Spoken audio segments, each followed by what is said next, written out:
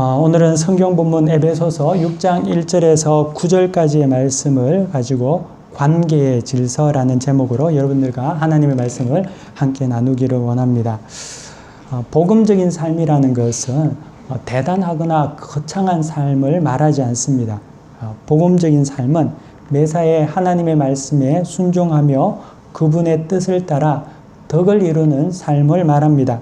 그러므로 신자는 뭔가 대단한 것을 한 번에 소위 말하는 한탕의 삶을 사려는 것이 아니라 소소한 일상의 삶에서 은혜와 덕을 끼치며 살아가는 것이 신앙인의 삶입니다. 큰 사역을 하면서 일상의 삶에서 남에게 상처를 주고 아픔을 주는 것은 복음적인 삶이 아닙니다. 우리는 잘만 하면 못한 것도 용서받을 수 있다라고 생각을 합니다. 하지만 그렇지 않습니다. 잘한 것은 잘한 거고요. 그리고 못한 것은 못한 것입니다. 은혜는 은혜고 죄는 죄란 것이죠. 상처 주면서 선물 많이 사주면서 한다고 해서 상처가 사라지는 것도 아니고 죄가 사라지는 것도 아닙니다. 죄는 반드시 회개함으로 용서받을 수 있습니다. 주님이 오시기 전에 세례 요한이 회개를 요구하고 선포한 이유는 그래야만이 하나님의 은혜가 참된 은혜가 되기 때문에 그랬습니다. 하나님께서는요, 정확하시고 공평하신 분입니다. 두리뭉실하지 않습니다. 은혜도 죄도 막 다 섞은 상태에서 좋으면 좋지라고 하나님께서는 말씀하지 않습니다. 은혜 때문에 죄가 사라지는 것이 아니라 은혜를 받아서 그 은혜에 감사하고 그 은혜 때문에 회개함으로 우리는 우리의 죄가 하나님 은혜 가운데서 사라지게 되는 것이지요. 주님의 보혈로 인해 우리가 충만한 은혜를 받았습니다. 그 은혜 가운데 우리가 하나님 앞에서 우리 자신을 돌아보고 회개함으로 우리는 살아간다는 거죠. 그러므로 하나님의 은혜를 우리 모두가 헛되이 받지 않기를 원합니다. 많은 사랑을 받으면 많은 사랑을 나눠줄 수 있지 않습니까? 누군가에게 은혜를 느끼면 그 은혜를 받은 만큼 누군가 또 다른 사람에게도 은혜를 나눠줄 수 있지 않습니까? 이치가 그러한 겁니다. 신앙이라는 것은 하나님께서 우리에게 너무나 많은 은혜를 주셨기 때문에 그 은혜를 깨달아 알아서 일상의 삶에서 더 많은 은혜를 나누기를 원하는 삶이 신앙의 삶이라는 것입니다. 만약에 우리가 그 하나님의 은혜를 깨닫지 못한다면 우리는 말라질 것이고 우리의 삶은 공고해질 것이고 그래서 남에게도 사랑을 나눌 수가 없게 된다는 거죠. 그래서 하나님께서는 우리에게 그 크신 사랑을 주신 그대로 우리 또한 그 사랑 가운데 거창한 삶이 아니더라도 일상의 삶에서 여러분들이 여러분의 이웃과 주변의 사람들에게 기쁨과 사랑을 나누시기를 바랍니다. 그러면 하나님께서 여러분 삶 속에 더욱 더 큰 은혜로 복되게 하실 것입니다. 사소한 작은 일에서부터 우리는 신앙인으로서 온전히 살기를 원합니다. 지난주에는요, 아내와 남편의 관계에 대해서 주님의 뜻이 무엇인지를 우리가 말씀을 통해서 알았습니다. 한 주간 여러분 어떻게 지내셨습니까?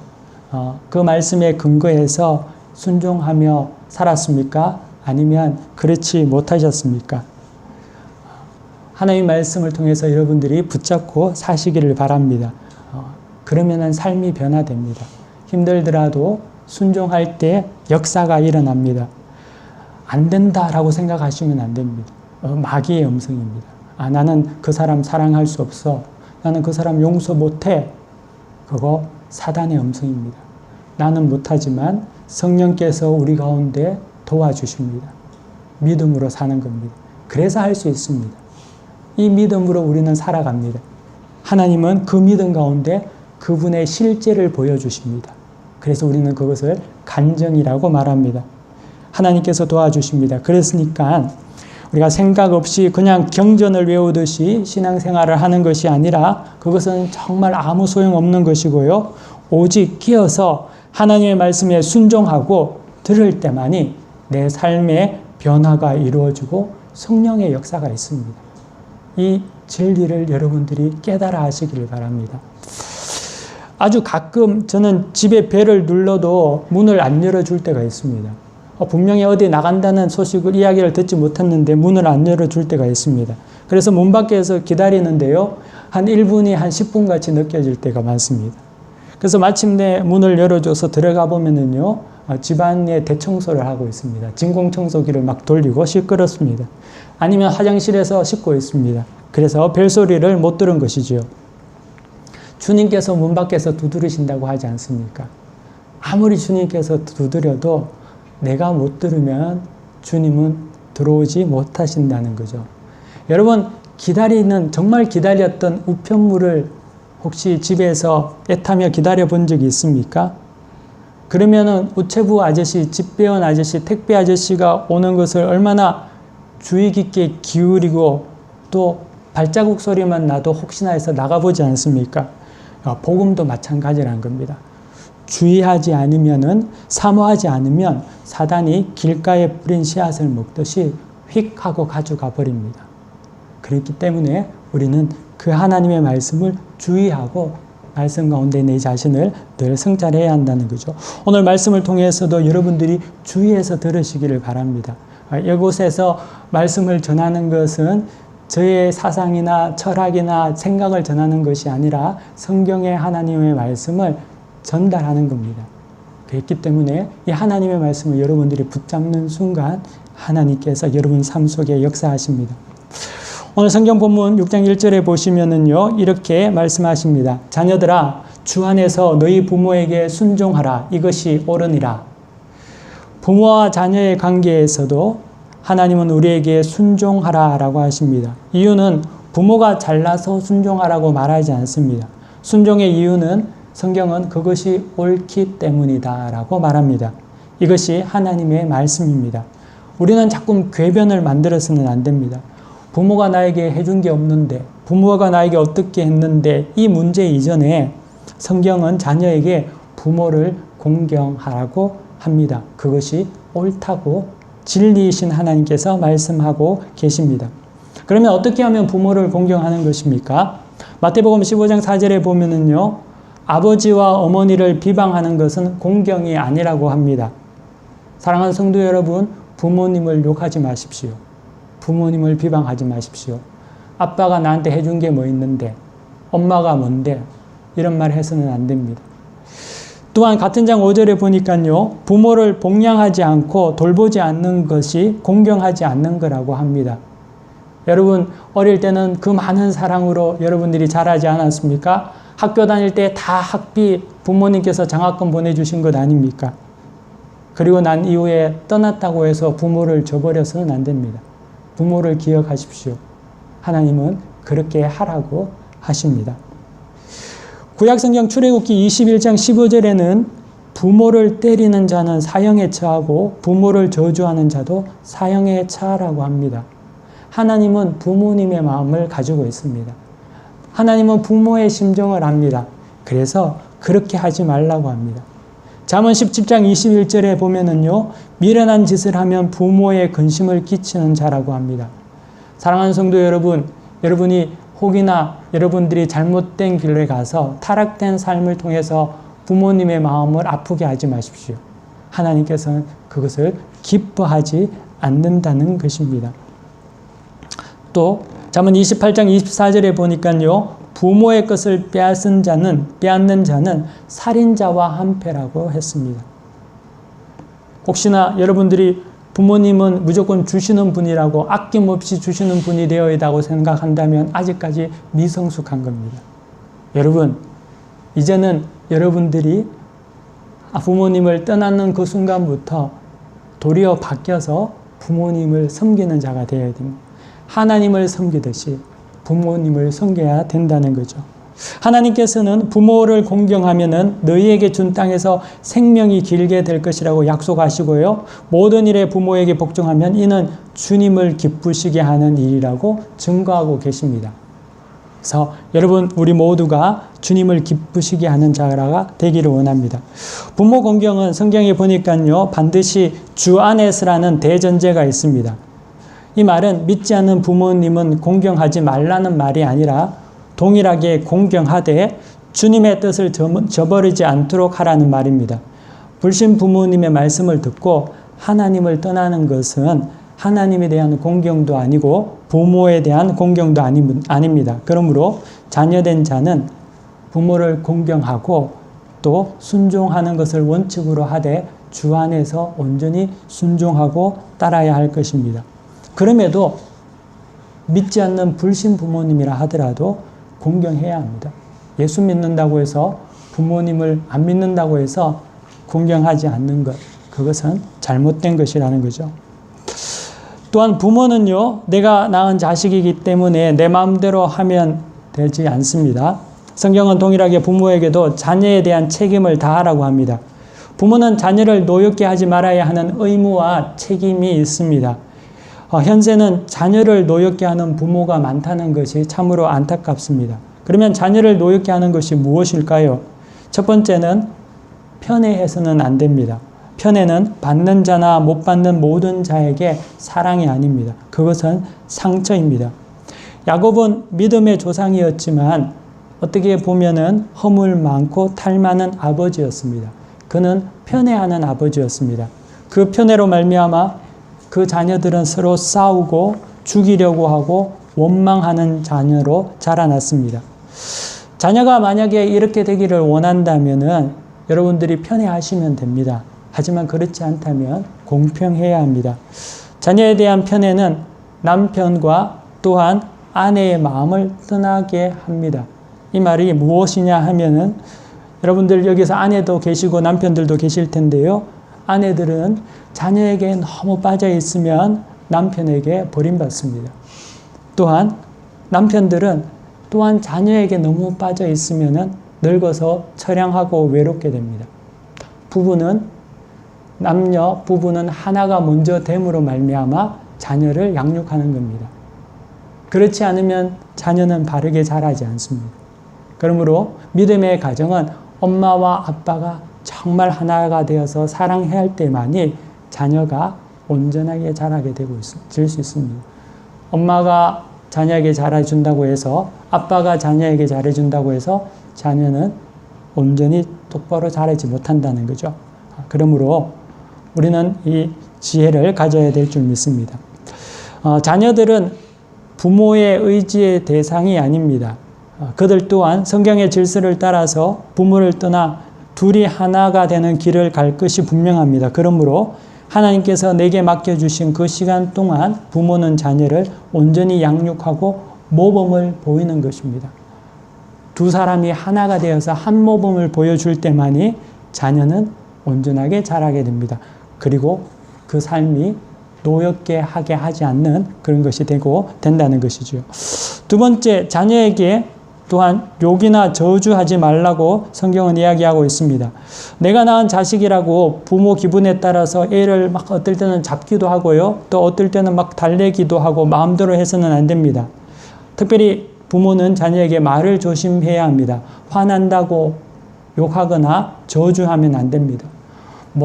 이런 말 하는 분들 없겠지만 예전에는요, 자녀들에게 쉽게 말했습니다. 이 빌어먹을 놈, 이렇게 이야기하기도 하고요. 너 같은 게 태어나서 이런 이야기도 했습니다. 너는 애가 왜 이러냐, 이런 쉽게 이런 말을 뱉죠. 하지만 이런 말을 쉽게 배웠을 수는 있을지 모르지만 그 말은 그 자녀에게 큰 상처가 됩니다. 혹시나 여러분들이 만약에 그런 말을 했다면 회개하시기 바랍니다. 그리고 용서를 구하고 더 자녀를 사랑으로 품으시기 바랍니다. 노엽게 하지 마십시오. 자녀는 부모의 거울입니다. 부모가 하는 대로 자녀들은 따라서 행합니다. 자녀를 꾸짖기 전에 먼저 좋은 모범을 보이십시오. 또한 좋은 모범은 엉석을 받아주는 것이 아니라 하나님의 말씀을 그 마음속에 담아주는 것, 그리고 부모가 보여주는 것입니다. 또한 자녀에게 엄마나 아빠에 대한 욕을 하지 마십시오. 여러분, 우리가 남편하고 또 아내가 부부가 싸우면은요, 종종 자녀에게 너는 아빠 닮아서 하는 게 꼭 그렇지, 이런 말 한다든지, 쟤는 지 엄마 닮아서 이런 말 할 때가 있지 않습니까? 그런 말 해서는 안 됩니다. 그런 말 한다면은 자녀에게는 상처가 됩니다. 성경에 보니까요, 이스라엘의 초대왕 사울이 그랬습니다. 요나단이 다윗을 보호하고 도와주니까 사울은 자신의 아들 요나단에게 거침없이 이렇게 말합니다. 제가 성경 보면서 참 놀랐는데요. 3상 2장 30절에 보니까요. 이 사울이 요나단에게 이렇게 말을 합니다. 폐역무도한 계집의 소생아. 누굽니까? 요나단의 엄마거든요. 자신의 아내입니다. 내가 이세 아들을 택한 것이 내 수치와 내 어미의 벌거벗은 수치됨을 내가 어찌 알지 못하느냐 라고 이렇게 말합니다. 자신의 어머니를 대놓고 욕하는 요나단의 마음이 어떻게 했을까요? 어떻겠습니까? 우리는 이 성경 말씀을 통해서 우리 자신을 돌이켜봐야 할 필요가 있습니다. 세 번째로 자녀들에게 공정하지 못한 것도 자녀를 노엽게 하는 것입니다. 사무엘하 13장에 보면은요, 다윗의 첫째 아들인 암논이 압살롬의 여동생 다말을 연모하여 거짓으로 관계를 깨합니다. 그리고 억지로 다말과 동침하고 맙니다. 그리고 난 이후에 그녀를 심히 미워하여서 내쫓아 버리는 이야기가 적혀 있습니다. 비록 어머니가 다른 자녀들이었지만 다윗은 아버지로서 암논에 대해서 공정하게 판단하고 큰아들에 대한 첫째 왕세자인 그 아들에 대한 대가를 치르게 해야 했습니다. 하지만 다윗은 대노했지만 화는 내긴 냈지만 그에 따른 별다른 조치를 취하지 않았던 것으로 보입니다.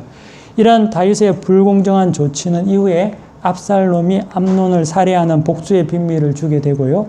나중에는 압살롬이 자신에게 대적하여 반역을 일으키는 일까지 서슴없이 하게 됩니다. 자녀에게 공정하지 못하고 노엽게 한 대가가 이렇게 큰 것이었는지 다윗도 미처 몰랐다는 것이죠. 자식이 잘못하면 따끔하게 훈육하고 또 만약에 자식이 잘했다면 칭찬하고 격려하면 됩니다. 어리석은 부모는 자녀가 죄를 범하였을 때 감싸고 보호합니다. 그것은 사랑이 아닙니다. 공정하지 못한 부모에게 자란 자녀는 반드시 스스로 그 쓴 열매를 먹게 됩니다. 네 번째, 자녀를 타락한 환경에 방치하는 자는 자녀를 노엽게 하는 것입니다. 아브라함의 조카 롯은 소돔과 고모라에서 자녀를 키웠습니다. 그는 하나님을 경외하는 자였음에도 불구하고 소돔과 고모라의 음란한 문화 속에서 인간 중심의 환경 속에서 두 딸을 말씀으로 제대로 양육하지 못했습니다. 자기의 집에 천사가 왔을 때, 하나님의 사자가 왔을 때 자기의 딸을 그들을 보호하기 위해서 외간 남자들에게 내어놓는 일을 스스럼없이 했습니다. 물론 하나님의 사자였다 하더라도, 천사였다 하더라도 아버지로서 두 딸을 그렇게 내보낸다는 것은 사실 이해하기가 힘든 일입니다. 두 딸은 소돔과 고모라가 멸망 후에 아버지를 취하게 한 뒤에 동침하여서 자녀를 생산합니다. 그 자녀들은 후에 모압과 암몬 족속이 됩니다. 두 딸이 그렇게 할 수 있었던 태도와 사상은 어디에서 얻은 것일까요? 그것은 그들이 자란 환경과 문화 속에서 배운 것입니다.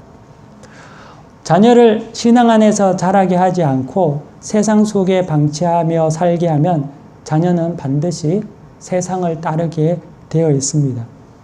또한 자녀들은 압니다. 부모가 어떤 신앙의 소유자인지를 잘 압니다. 부모님이 하나님을 정말 사랑하는 자들인지 아니면 부모님이 하나님을 근성으로 사랑하는 자들인지 자녀는 압니다. 교회에 함께 나와도 부모 마음속에 하나님보다 돈이 더 중요하고 명예가 더 중요하고 학력이 더 중요하고 유흥이 더 중요하고 기타 다른 것이 더 중요하다고 생각하면 자녀들은 반드시 부모에게 배운 대로 살게 되어 있습니다. 주의를 온전히 하나님께 드리기를 원합니다. 자녀가 주의를 온전히 하나님께 드리는 법을 배울 수 있도록 만드십시오. 그것이 그들에게 희망과 소망을 주는 유일한 것입니다. 하나님 중심으로 살면서 우리는 하나님께 예배 드리는 자가 되어야 합니다. 그러면은 자녀들도 하나님을 공경합니다. 굳이 붙잡아 놓고 예수 잘 믿으라고 말하지 않아도 부모의 삶을 통해서 아이들은 우선순위를 자기 스스로 매깁니다. 부모가 하나님이 우선이 되면 자녀도 부모에 따라서 하나님을 우선이 됩니다. 하지만 하나님이 우선이 안 되고 다른 것이 우선이 되면 자녀는 그것을 반드시 삶을 통해서 습득한다는 거죠. 예전에는요, 주일날 예배 가기 전에는 텔레비도 안 봤습니다. 예배 전에는 쇼핑도 물론이고 슈퍼에 가서 물건도 안 샀습니다. 예배 전에는 될 수 있으면 사람도 안 만났습니다. 왜 그렇게 했을까요? 하나님 앞에 나오기 전에 준비가 필요하고 그분이 주일의 중심이 되기 때문에 매사에 조심조심했습니다. 예배 전에 놀 거 다 놀고 할 거 다 하고 여행 가고 싶은데 다 가고 겨우 시간이 맞춰서 하나님 앞에 나온다면 그것은 이미 은혜를 상실한 상태로 오게 되는 것입니다. 하나님의 은혜가 사라지게 된다는 거죠. 여러분의 삶을 통해서 자녀들이 무엇이 중요한지를 여러분들이 보여주시기를 바랍니다. 그러면 하나님께서 그 자녀를 축복하십니다. 야곱은요, 성경에 나온 대표적인 실패한 아버지의 상을 가지고 있습니다. 근데 하나님께서는 그 자녀들을 통해서 12지파를 만드시고 그의 백성으로 삼으셨습니다. 실패한 부모라도 자녀들이 하나님 앞에 순종할 때 그곳에 희망이 있습니다. 하물며 완전한 아버지를 둔 우리들이 하나님 앞에 순종하지 않기 때문에 절망에 빠지고 어려움에 빠질 때가 많습니다. 부모는 늘 하나님 중심으로 살아서 자녀에게 온전한 교훈과 훈계로 양육하는 그러한 청지기의 역할을 맡은 분들입니다. 그 시간이 절대 길지 않습니다. 금방 지나갑니다. 한 5년 지나면은 지나가게 되어 있습니다. 그때를 여러분들이 지혜롭게 사용하셔야 됩니다. 가끔은요, 자녀들이 가정마다 적습니다. 그래서 자녀들이 너무나 귀한 존재가 되고 말았습니다.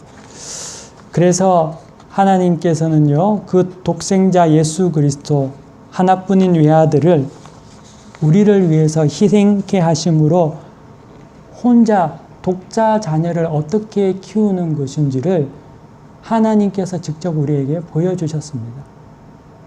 근데 우리는 독자가 있으면은 그 하나님의 모범을 따라 살아가기보다는 잘못된 가치를 가지고 살아갈 때가 많습니다. 그러다 보니까 자녀가 순종하는 삶이 아니라 도리어 부모의 상전이 되어서 살아갈 때가 많습니다. 부모가 자녀를 양육해야 되는데 자녀가 부모를 훈육하고 가르치는 모습들이 종종 나타납니다. 그래서 질서가 무너지고 엉망이 되어버렸습니다. 하지만 사랑하는 성도 여러분, 우리가 성경에서 가르친 것과 같이 부모는 자녀에게 신앙적인 또한 인격적인 모범이 되어야 할 것이고 또 자녀는 부모에게 공경과 존경으로 하나님의 질서에 따라서 온전해야 할 것입니다. 성경 보면 6장 5절에 보면은요, 종들아 두려워하고 떨며 성실한 마음으로 육체의 상전에게 순종하기를 그리스도께 하듯 하라라고 말씀하십니다. 바울은 종과 상전에 관한, 다시 말하면 사회 속의 관계 질서에 대해서도 말하고 있습니다. 권위는 하나님께서 주십니다. 권세는 내가 가지는 것이 아니라 하나님께서 주시는 것입니다. 그러므로 권위나 권세를 부여받은 자는 청지기로서의 자세가 필요합니다. 권위나 권세를 인정하지 않는 것은 하나님을 인정하지 않는 것과 같습니다. 사단은 하나님의 권위를 인정하지 않았습니다. 사단의 세력, 세상의 영에 사로잡힌 자들은 권세를 인정하지 않기에 모두가 동등하고 평등하다고 합니다. 하지만 우리가 잘 알다시피 이 세상은 절대 평등하지 않습니다. 동등하지 않습니다. 그렇게 말하는 사람들도 나름 자기의 권위와 권세를 절대 포기하지 않습니다. 문제는 그것을 어거러지게 사용한다는 데 있습니다. 권위나 권세는 포기하는 것이 아닙니다. 권위나 권세는 하나님께서 주신 것이기에 권위나 권세를 가진 자는 그것을 선히 사용해서 자기의 사사로운 이익이나 감정으로 오용하는 것이 아니라 모든 사람을 살리기 위해서 사용하는 것이 권위이며 권세입니다. 우리가 하나님께서 주신 권위와 권세, 부모로서의 권위와 권세, 상전으로서의 권위와 권세를 포기하는 그 순간에 사단은 잘못된 권세를 그 자리에 두고 악한 일을 할 것입니다. 그러므로 권위와 권세는 포기하는 것이 아니라 그것을 하나님의 영광을 나타내기 위해서 온전히 청지기로서 살아가는 것. 그것이 우리가 하나님께서 주신 권위와 권세의 모습이라는 거죠. 단 그 권위와 권세는 우리가 범죄했을 때 하나님께서 도로 가져가십니다. 빼앗기게 되는 겁니다. 하나님께서 뺏지 않을 때까지는 그 권위와 권세를 최대한 하나님의 영광을 위해서 온전히 섬기고 헌신함으로 말미암아 세상을 복되게 만드는 것이 우리에게 하나님께서 주신 권세입니다. 그러므로 이곳에 있는 여러분들이 하나님께서 주신 권세를 잘 선용하시기를 바랍니다. 부모는 부모로서 온전히 선용하여서 사용해서 자녀를 복되게 하고, 상전은 상전으로서 하나님의 영광을 나타내기 위해서 자기와 있는 모든 사람들을 세우고 살리는 데 쓰면 되는 것입니다. 하지만 동일한 권위를 받은 자라도 하나님을 모르게 되면은요, 자기 편리를 위해서 쓰게 되고요, 더욱 무서운 것은 하나님을 모르면은요, 그 권위가 없어도 권위를 내세우게 됩니다. 그러므로 반은 권위를 인정하고 선용해야 할 것입니다. 종에게 상전을 대하는 성경의 가르침은 또한 이러합니다. 첫째는 두려워하라고 합니다. 권위에 대해서 쉽고 가볍게 여기지 말라고 합니다. 가까울 수 있습니다. 친근할 수 있습니다. 하지만 그 가까움이 권위에 대한 두려움과 긴장을 잃어버리게 한다면 경계해야 합니다. 우리는 예수 그리스도와 가까워야 합니다. 하지만 예수님과 친밀한 것이 우리를 방탕과 방종으로 만들지는 않습니다. 사람과의 친밀한 관계에서도 예의가 필요하지 않습니까? 가깝지만 예의가 없으면, 격이 없으면 그때부터는 어려움을 겪게 됩니다. 좋은 관계를 원한다면, 오랜 관계를 유지하기를 원한다면 두려움과 떨림으로 서로를 대하시기를 바랍니다. 그러면 충만한 은혜가 우리에게 있습니다. 또한 둘째, 성실과 온전한 순종으로 그리스도를 섬기듯이 하라고 합니다. 변덕스러운 마음이 아니라 성실한 마음입니다. 우리는 그리스도에게만 순종하면 된다고 생각하고 육체의 상전에게는 순종하기를 거부합니다. 그리고 권위를 자꾸만 내려놓으라고 합니다. 하지만 하나님께서는 육체의 상전에게 그리스도에게 하듯이 하라라고 합니다. 성도는 하나님을 대신하여 사람을 섬기는 것, 우상같이 섬기는 것을 경계해야 하지만 동시에 하나님을 섬긴다고 해서 사람을 무시하는 것도 성도의 삶이 아닙니다. 우리는 하나님을 공경하고 존귀히 여기는 것 같이 또 하나님께서 우리에게 주신 사람들도 인정하고 사랑해야 할 필요가 있습니다. 그리고 세 번째, 종이 상전에게 대하는 가르침은 눈가림이 아니라 마음으로 행하고 섬기라는 것입니다. 보이는 곳에서는 잘하는 것 같지만 안 보이는 곳에서 속이는 자가 되어서는 안 됩니다. 늘 진실하십시오. 일상의 삶에서 정직하십시오. 진실하지 못하고 정직하지 못하면 버림받습니다. 눈 가리면은요, 자기만 모를 뿐 다른 모두가 다 압니다. 아프리카에 가면 타조가요, 맹수가 나타나면 도망가다가 자기 머리만 그냥 땅바닥에 있는 구멍에 이렇게 쿡 박고 몸은 그냥 내놓는다고 하지 않습니까? 근데 타조는 생각하기를 모르겠지 생각하지만 맹수는 너무나 잘 알고 잡아먹습니다. 눈가림을 하는 것이 이와 같습니다. 눈가림을 하게 되면은요, 자기는 생각하기에 모를 거야 라고 생각하지만 압니다. 다 안다는 거죠. 그렇기 때문에 진실해야 합니다. 모른 척 하는 겁니다. 왜냐하면 성숙할수록 모른 척 해줍니다. 그렇기 때문에 눈가림이 아니라 진실함과 성실함으로 우리가 사람들을 대할 때 복음의 빛이 나타납니다. 하나님은 주인이든 자유자이든 종이든 그들의 신분에 따라서 구분하는 분이 아닙니다. 하나님은 각 사람들이 심은 대로 거두게 하십니다. 은혜는 하나님께서 우리에게 거저 주셨지만 그 은혜의 열매를 우리가 누리기 위해서는 심은 대로 거두십니다. 그렇기 때문에 은혜뿐만 아니라 여러분의 상급도 여러분들이 누리시기를 바랍니다. 또한 상전들의 의무도 성경에서는 이야기합니다. 권위와 권세를 부여받은 자들은 어떠한 것을 해야 하느냐. 9절에 보니까요. 상전들아 너희도 그들에게 이와 같이 하고 위협을 그치라. 이는 그들과 너희의 상전이 하늘에 계시고 그에게는 사람을 외모로 취하는 일이 없는 줄 너희가 알미라. 권위를 받은 자, 권세를 가진 자들은 성경에서 하나님께서 위협을 그치라 라고 합니다. 상전은 위협이나 핀잔, 가혹한 말이나 공포감을 조성해서 말하지 말라라고 합니다. 부정적인 권면은 협박이 됩니다. 하지만 긍정적인 권면은 자원하는 마음과 동기와 성실을 얻습니다. 외적인 복종이 아니라 내적인 마음에서 우러나오는 순종을 얻을 수 있도록 해야 합니다. 과거 로마 시대의 상전이 사용하던 방법이 주로 채찍과 굶주림이었다고 합니다. 성도는 그리고 교회는 로마가 아닙니다. 우리는 채찍이나 굶주림을 사용하지 않습니다. 급박과 불안을 통해서 절대 예수 그리스도를 전할 수 없습니다. 그러므로 권위자들은 섬김과 성실 그리고 말씀에 근거한 훈육과 모범으로 살아가야 할 것입니다. 우리 모두가 이 말씀을 통해서 여러분들이 하나님께서 우리에게 이 땅에 살아갈 때 어떤 관계를 통하여서 관계 속에서 질서를 가지고 살아가야 하는지를 다시금 여러분들이 마음속에 새기기를 원합니다. 저는 여러분들에게 소소한 삶에서 신앙인으로서 신실하기를 요청드렸습니다. 또한 자녀들을 주 안에서 온전히 부모에게 순종할 수 있도록 공경케 하고 또 봉양케 하고 또 근심을 끼치지 않는 그러한 자녀로서의 도리를 또 하나님의 말씀을 증거했습니다. 또 부모로서 자녀를 노엽게 하지 맙시다. 편애하지 마시고요.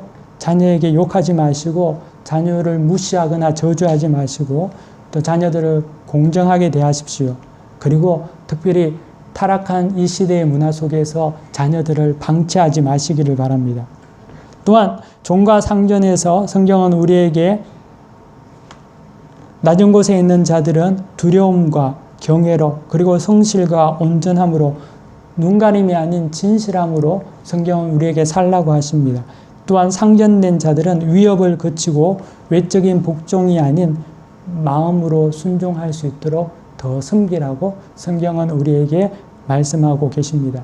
사랑하는 성도 여러분, 이 말씀이 여러분 마음속에 새겨져서 말씀을 순종함으로 이 땅에서 승리하는 모든 믿음의 형제자매들이 되시기를 간절히 축원합니다. 기도하겠습니다. 살아계신 하나님 감사합니다. 오늘 우리에게 주신 말씀을 우리가 다시금 마음에 새기고 말씀에 순종하며 살아가기를 원합니다. 말씀을 전했던 자나 들었던 모두가 피차 말씀에 순종하게 하여 주시옵시고 그러므로 하나님의 말씀만이 우리의 삶에 우뚝 서게 하여 주옵소서. 감사드리며 살아계신 우리 주 예수 그리스도 이름으로 기도 올려드립니다. 아멘. 다 함께 자리에서 일어나셔서 패 찬송 부르시겠습니다. 찬송가 589장입니다.